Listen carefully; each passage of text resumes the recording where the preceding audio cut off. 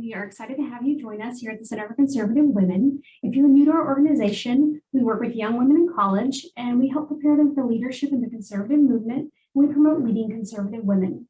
We do this through many ways. Some of them are like webinars like this, summits across the country, and our intensive internship program here in the office. If you'd like to learn more about us or apply for our spring internship, we're currently accepting applications. You can visit our website at cblwomen.org to learn more about that. You can find us on social media at the handle CBL Women. We're so glad you decided to join us today as we host Mary Grabar. Mary Grabar is a resident fellow at the Alexander Hamilton Institute for the Study of Western Civilization and is the author of Debunking Howard Zinn, Exposing the Fake History That Turned a Generation Against America. She has taught at the college level for 20 years, most recently at Emory University. She writes for various publications, including The Federalist, Town Hall, Real Clear Politics, and the Epic Times. She blogs at Dissident Prof, a nonprofit she founded. Her most recent book, Debunking the 1619 Project, Exposing the Plan to Divide America, is our October book club selection. And today she'll be speaking on that book. At the close of today's webinar, we'll be giving away 5 copies of our new book, so stick around for that. Please join me in welcoming Mary Grabar. Thank you. Wonderful. Yes, thanks for having me. This is a hot topic, and what I want to talk about today is what the 1619 Project is, why it's being objected to, how it is being taught, the support for the 1619 Project. We have powerful interests on the side of it, and maybe some recommendations on how to fight it. First of all, the 1619 Project was just a magazine, a special issue of the New York Times Magazine that came out on August 18th, 2019, ostensibly to commemorate the 400th anniversary of the arrival of the first Africans at Jamestown. They were taken from a Portuguese slave ship and brought there. However, it was much more than that. It was full of essays that were historically distorted. It had 17 literary works of fiction and poetry, profiles, photographs, and so forth, 100 pages of material, as well as a 15-page special broadside.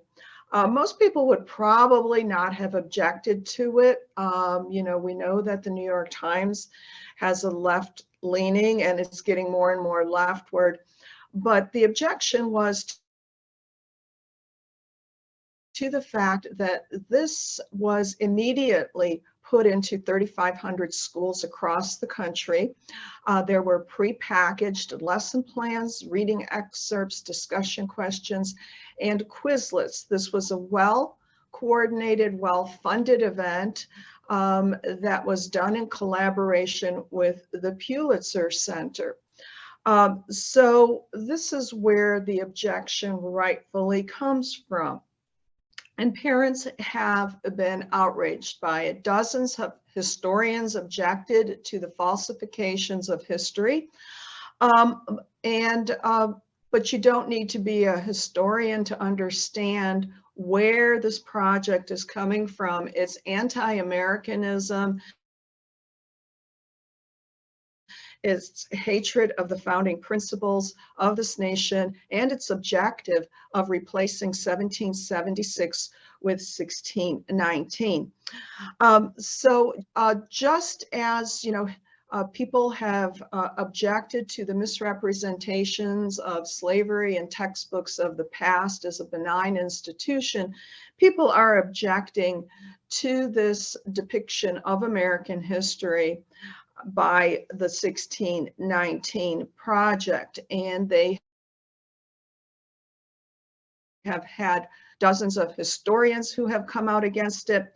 But one of the passages that I will read to you is one that is typical of the lead essay, The Idea of America, by the architect of this project, Nicole Hannah Jones, a journalist who specializes in racial issues and who works for the New York Times.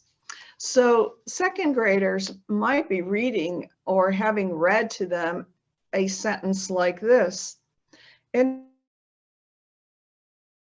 response to Black demands for their rights, white Americans strung them from trees, beat them and dumped their bodies in muddy rivers, assassinated them in their front yards, firebombed them on buses, mauled them with dogs, peeled back their skin with fire hoses, and murdered their children with explosives set off inside a church. This is shocking to indict all white Americans in participating in these gross injustices and murderous acts against Black Americans, and it does not reflect history. The project makes no mention of abolitionists, some of whom readily died for the cause, as well as civil rights workers or people that objected to what was going on. Furthermore, here are a couple of the in-depth reading and reflection questions in the ready-made lesson that accompanied Hannah Jones's essay. What examples of hypocrisy in the founding of the U.S. does Hannah Jones supply? What evidence can you see for how some might argue that this nation was founded not as a democracy, but as a slaveocracy? So we know the message that students are supposed to get just by the way this question is worded, and there is, of course, only one right answer, that there was hypocrisy in the founding of the United States, and that it was founded as a slaveocracy. One other in-depth question is, how does Hannah Jones expand on this quote from sociologist Glenn Bracey? Out of the ashes of white denigration, we gave birth to ourselves. So this essay is full of examples of statements against white Americans, and they are presented as a mass of individuals who abused Blacks. And in fact, a summary or investigation was done by a political science professor that showed that in 77 times that the word white was used in this essay, white people were presented as holding some kind of power or privilege,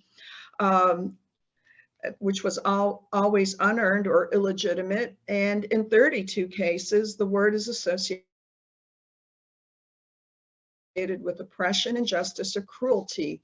For example, widespread white violence. So this is obviously a biased history that presents it from a perspective that indicts one class of people by race for oppressing one other group of people, Blacks, by race. And so it is an example of how critical race theory is employed in the telling of history. This week, we saw that it was Banned Books Week. And rather than organizations like PEN America or major publishers or bookstores, calling out the fact that books on transgenderism are being boycotted by Amazon and bookstores, they went to the side of the 1619 Project and claimed that it was being censored. And so we have a number of editorials, and we had webinars and conferences where the 1619 Project was presented as something that was being censored. So this week on Wednesday, the creator of the 1619 Project, Nicole Hannah Jones, appeared on two different forums. She was at the Monmouth College in Monmouth University, excuse me, at their Social Justice Academy, speaking to mostly future teachers about this so-called censorship.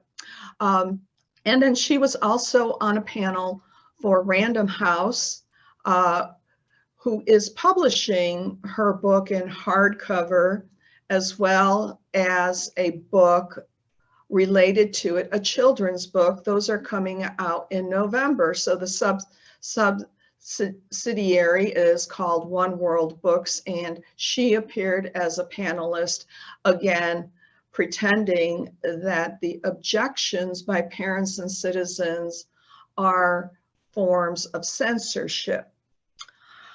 So we have a lot of corporate support for the 1619 project. We have well-endowed institutes on college campuses that promote far-left social justice projects, as they do at the Monmouth University campus. We have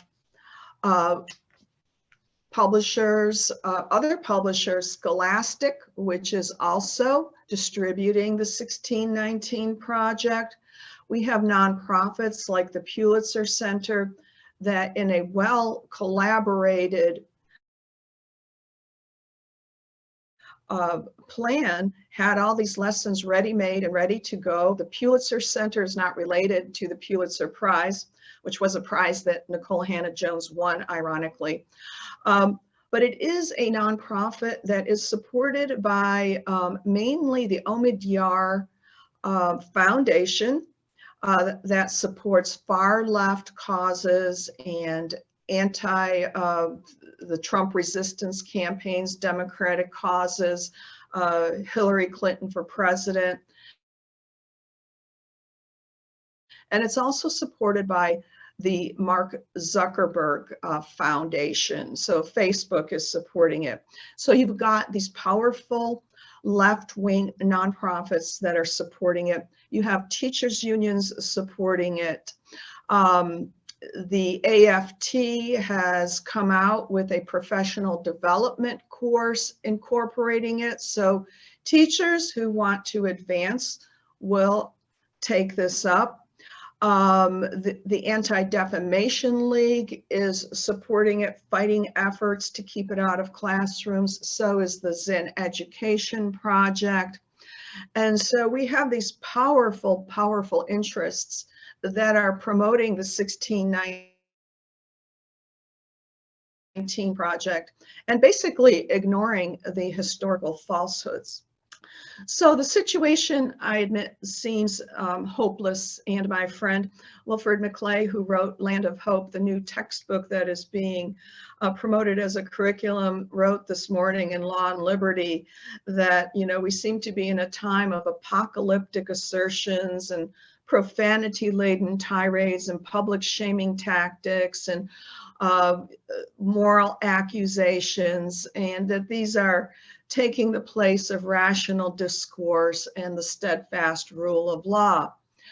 He also cites the self-serving incompetence of our leadership class, and that we seem to be resigned to a future of increasing polarization.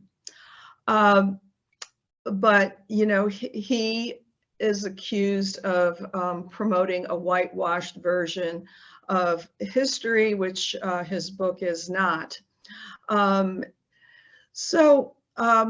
You know, in light of all this, in light of the fact that it seems to be hopeless, I would still insist that we need to fight back with accurate history. And though the propagandists on the other side have accused the citizens and parents who are now going to school board meetings, who are lobbying legislators, who are objecting to teachers and administrators, although they have been accusing them of violence and of censorship, we still need to keep doing it. And we need to keep fighting these untruths, these historical untruths with facts. And these facts are not new. I have not come up with the facts that I use in debunking the 1619 Project through only recent scholarship, but I've gone back 100 years and more than 100 years to what very well respected Black activists and historians have been saying and have been acknowledging to be true, things that are left out of the 1619 Project, such as Frederick Douglass's accusations against what he called the savage chiefs of West Africa, who sold the slaves originally to the Europeans, who were the ones who captured them. We can go back to Carter Woodson, who acknowledged the fact of Black slavery in Africa, which was necessary for the Europeans to bring slaves, and the fact that some Blacks in America also owned slaves and participated in the institution. John Hope Franklin. So we've got a lot of historical evidence on our side, which I use in my book to fight against the distortions, the falsifications, and the omissions and half-truths that are in the 1619 Project. So what I would suggest, using my book as a weapon, I think that the Federalist, which has a review out today, gets it right. The reviewer there said that I go into a lot of historical detail. I'm not sure if he used the word weapon or resource, but either way, I intend my book to be used that way. And the other thing I want to encourage people who are lobbying against that is to fight with the facts, to present these facts with a minimum of emotion and anger, know that the facts are on our side, that we have known this for a long time, and that the 1619 Project simply pretends to be uncovering new information when it is not, and it is doing it for a political purpose. Nicole Hannah-Jones has come out with a long article arguing for reparations based on what is written in the 1619 Project. She has said that she wants a far left agenda, that the squad wants in the far left of the Democratic Party. She wants a redistribution of resources, socialized medicine, and all that, and is simply using the 1619 Project as a basis of argument. So I think we need a full history.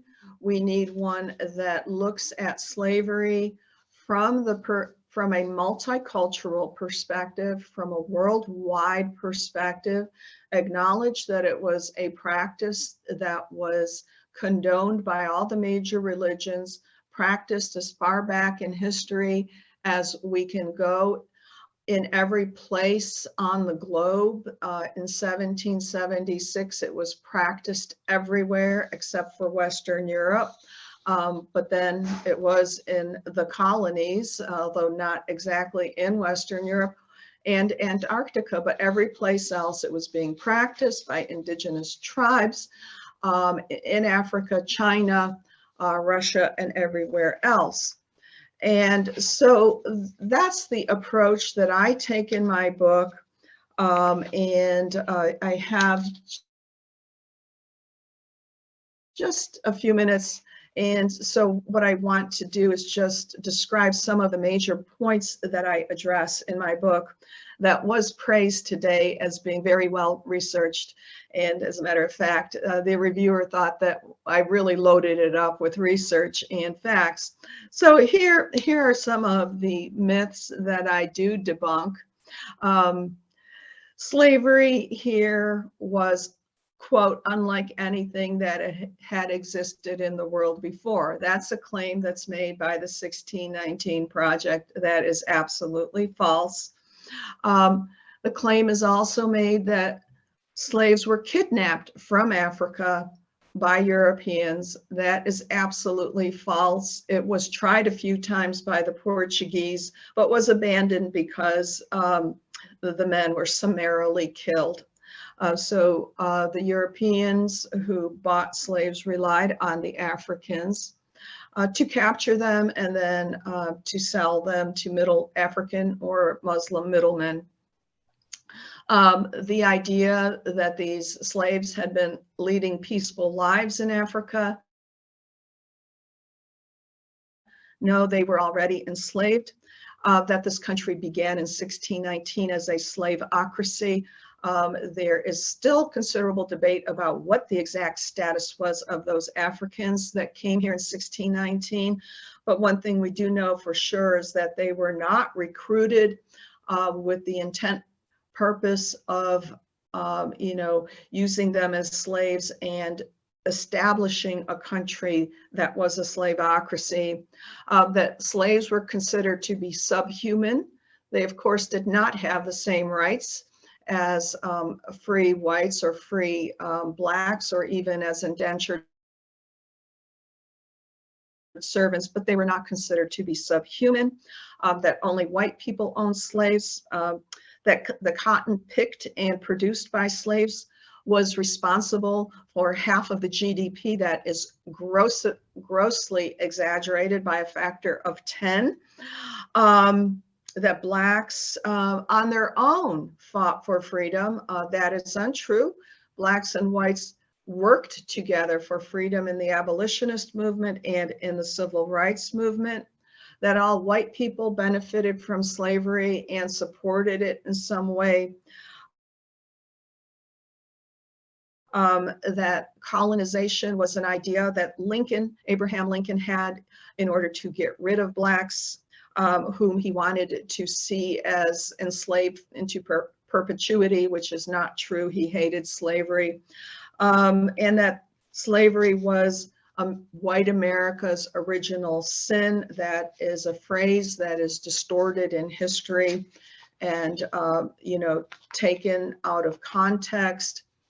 And finally, that slavery is not taught in schools. I went through a couple of the major textbooks, and the focus is inordinately on slavery to the exclusion of other important topics in American history. So the justification for the 1619 Project was this survey that was done by the Southern Poverty Law Center that claimed that students did not know enough about slavery, and so this project was needed. And of course, the Southern Poverty Law Center is not a reputable organization, and if anyone looks at any textbooks or materials being taught today, you will see that slavery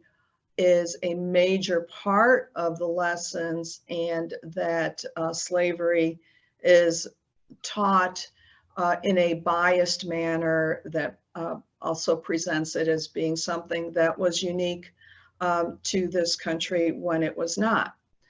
So I think I'm looking at my clock, and I think this might be the end of my presentation and time for questions.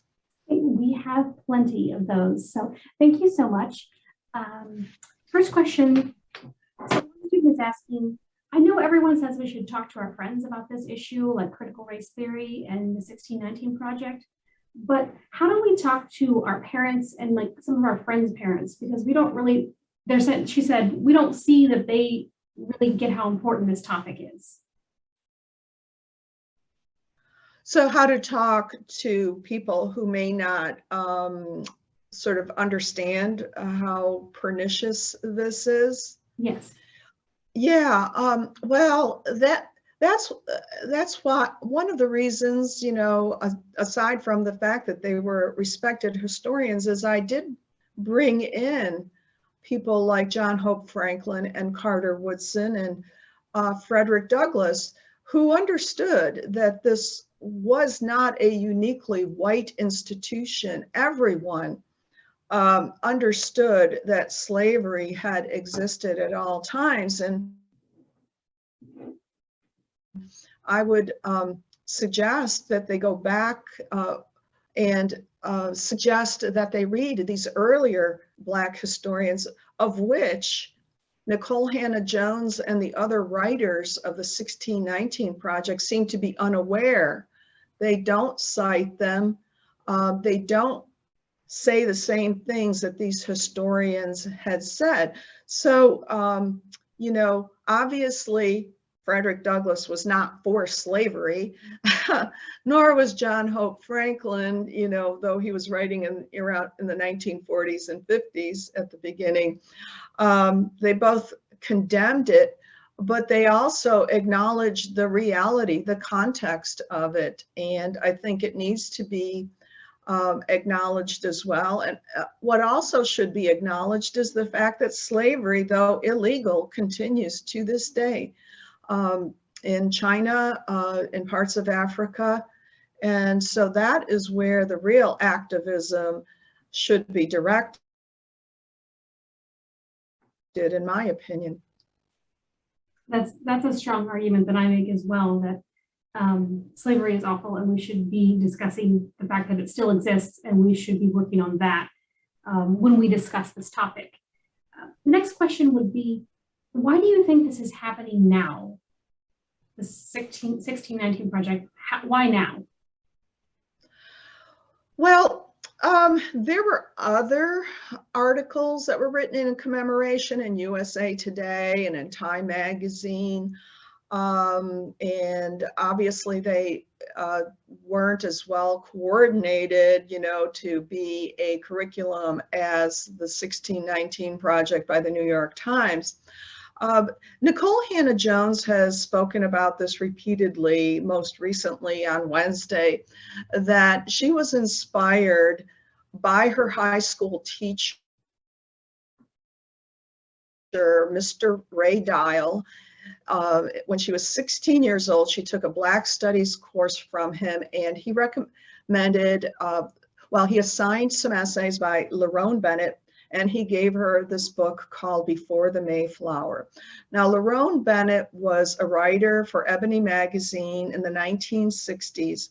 He is credited with coming up with the phrase Black Power, which turned the civil rights movement in a different direction, had a lot to do with it. Stokely Carmichael came up with it.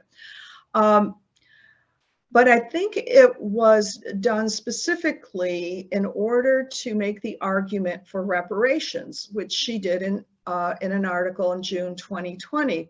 Now, coincidentally, her friend, Ta-Nehisi Coates, in June of 2019 testified before Congress for reparations, if you may recall those hearings.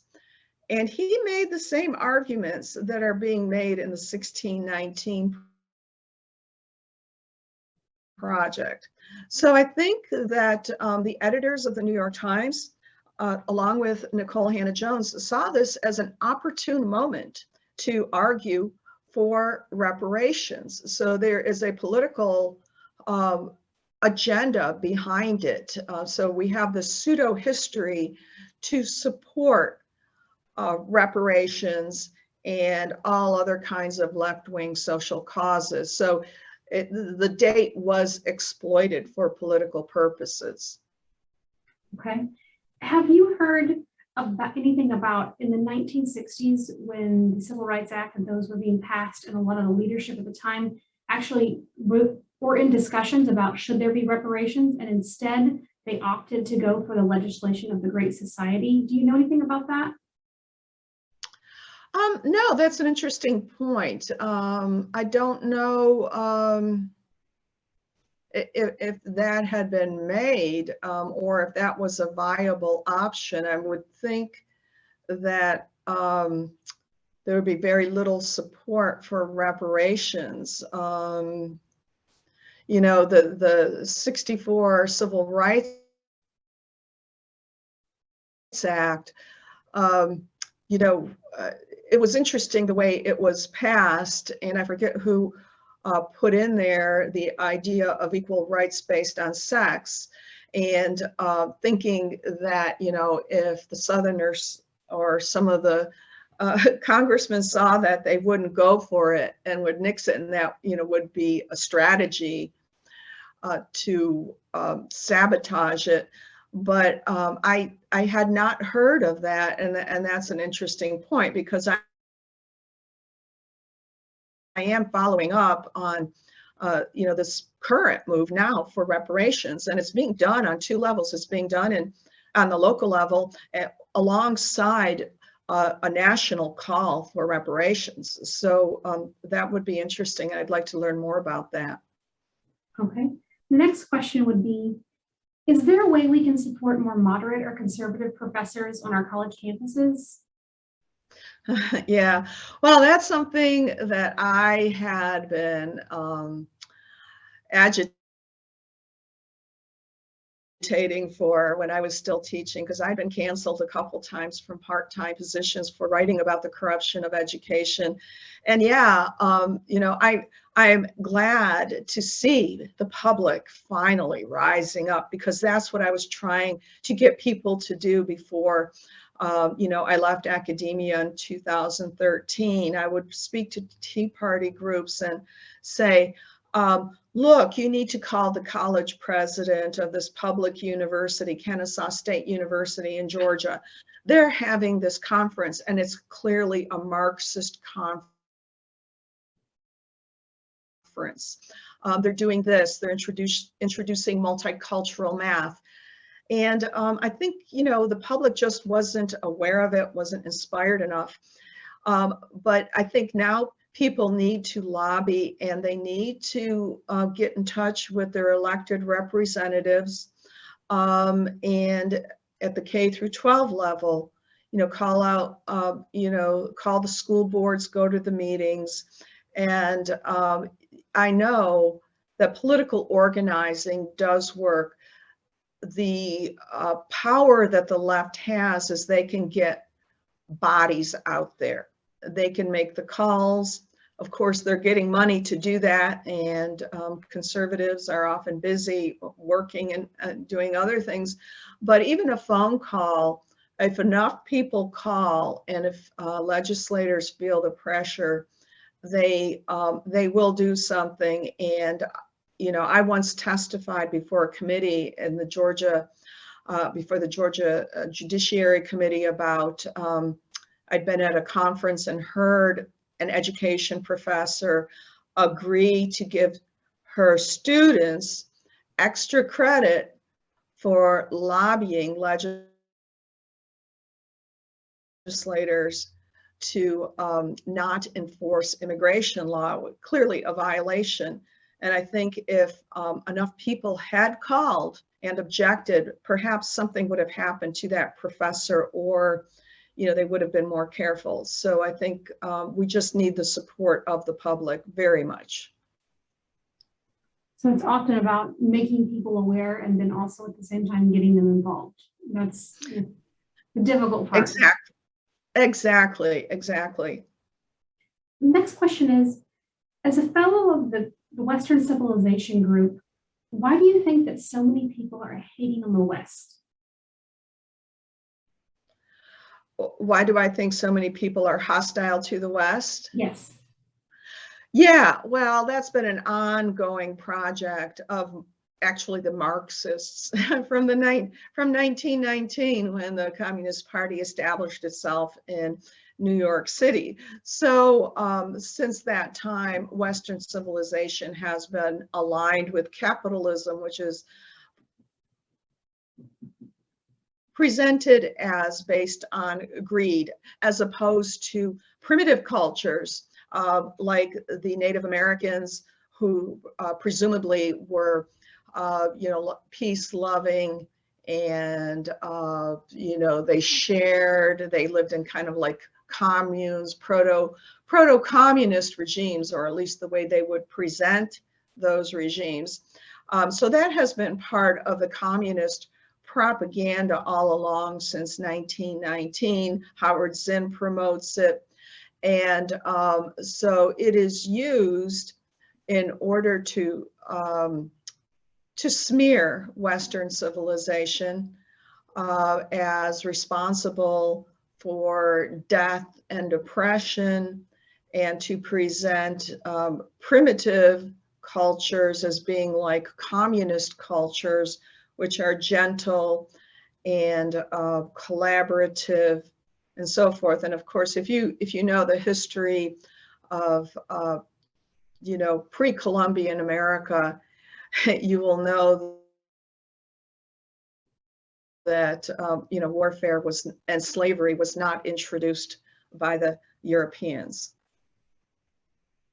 I think that if one studies early civilizations and histories across the world, we find that it's all a bit dicey, and people were still people, and they were rather unpleasant at times to other people. I mean, just to very delicately putting it, but it was not good in a lot of places. The next question we have here is, the scholarship for the 1619 Project is questionable. So why are so many academics accepting this? Why is it in an elementary school? Yeah, that, I've been wondering about that myself, but I think it speaks about the degradation of the profession. I have seen this in my years in academia, the willingness to basically lie in order to promote an activist agenda. And we really saw this taking off in the 1960s, when historians quite consciously decided to become activists and to use history to promote an activist social justice agenda. And there was a controversial meeting at the American Historical Association in 1969, where there was a split even among the leftist historians. So Eugene Genovese, who was a Marxist at the time, and to whom my book is dedicated, objected to this, even though he was a diehard Marxist at the time. He said, no, history should remain true to the facts. Whereas people like Howard Zinn said, no, we have to promote social justice. And once you have that activist agenda, you start from a different point. So history is empirical. You look at the evidence and then you draw your conclusions from that. You don't start off with a theory and then cherry pick the evidence.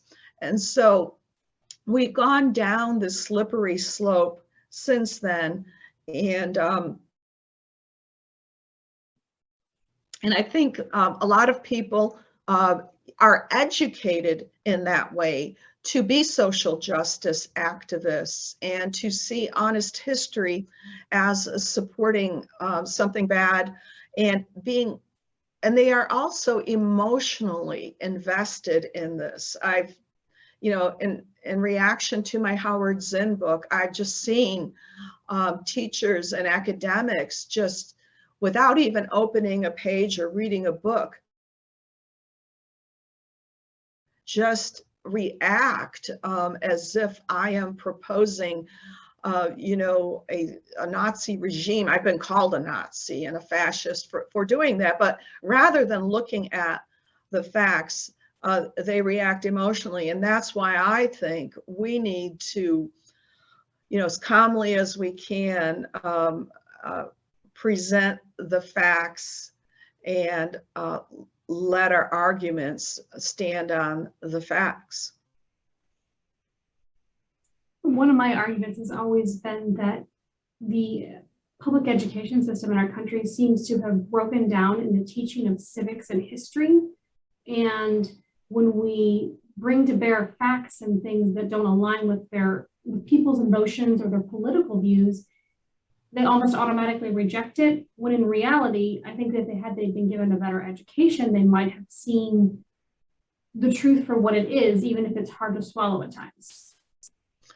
Yeah, exactly. So when I was teaching, I remember I was teaching in a special program at Emory, and I would introduce, essays and speeches to students that were new to them, this idea of, and often they were resistant already by the time they were college freshmen. But occasionally you do get two people, I hope my book does this, but I remember one student coming to me during office hours and saying, I didn't know this about Barry Goldwater. We read a speech, and he said, this is my high school history teacher never told us this. He said Barry Goldwater was a racist, and all I had done was taught one of his speeches and introduced students to that. So you do break through. Sometimes it may not be immediately. Sometimes I know myself, sometimes I'll resist something. And then as the years go on, you think back to what that person told you. And as you've gained experience, you start to reconsider your position and, in light of what has happened. And you go back and say, well, maybe that person did have a point, and I'll revisit, what they said.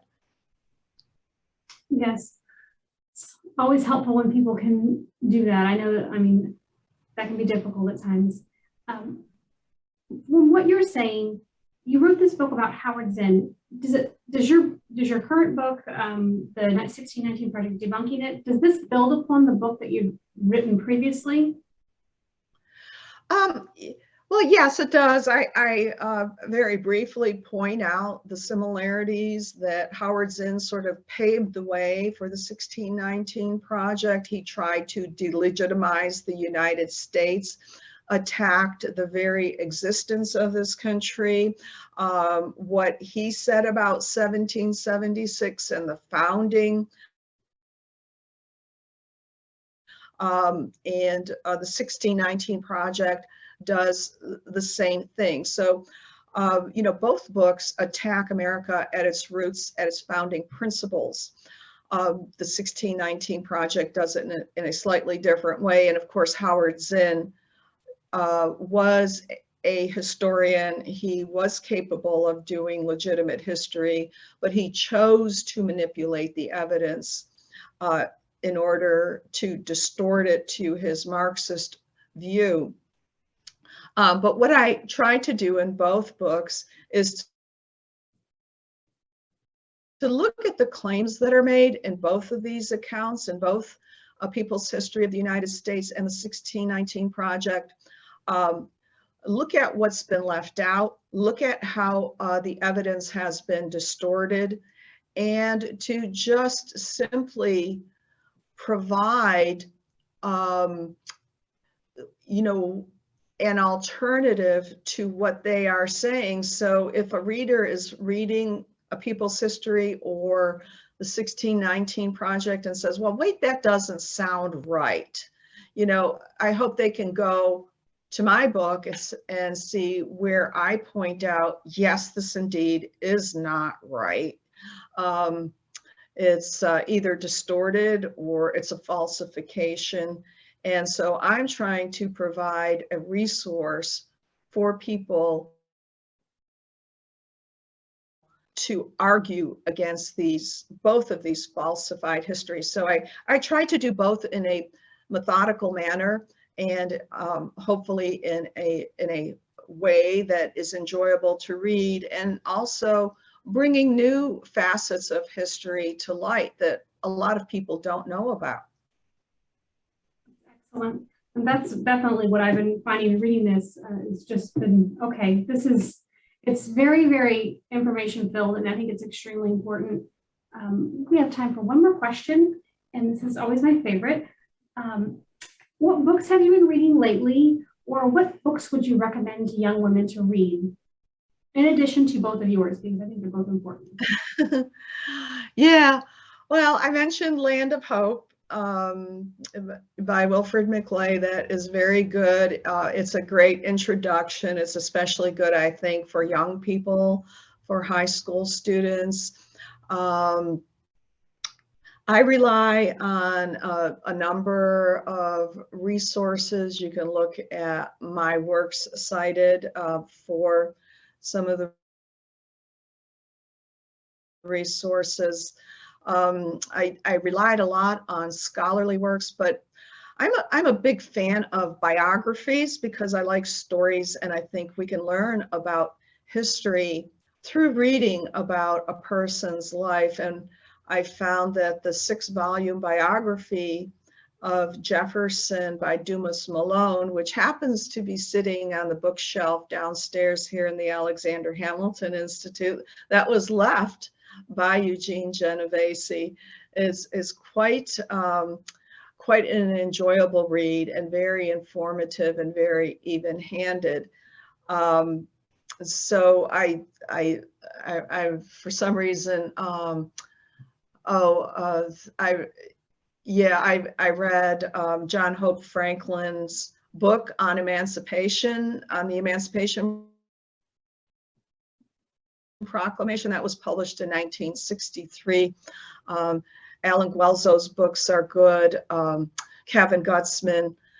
These are sources that are listed in my book. So we do have some really good historians out there, and also some great biographies of figures, of historical figures that I think will help people get a better sense of history. And I particularly like Malone, Dumas Malone's book about Jefferson, the first volume, where he gives this nice anecdote that Jefferson's first memory goes back to when he was 2 or 3 years old, and he was carried on horseback by a slave. And I think that little incident tells you so much. It tells you about, what Jefferson was faced with when he grew up, the world he grew up in. He was raised as a member of the gentry. He inherited slaves, in spite of his efforts to end slavery. He did have slaves throughout his life.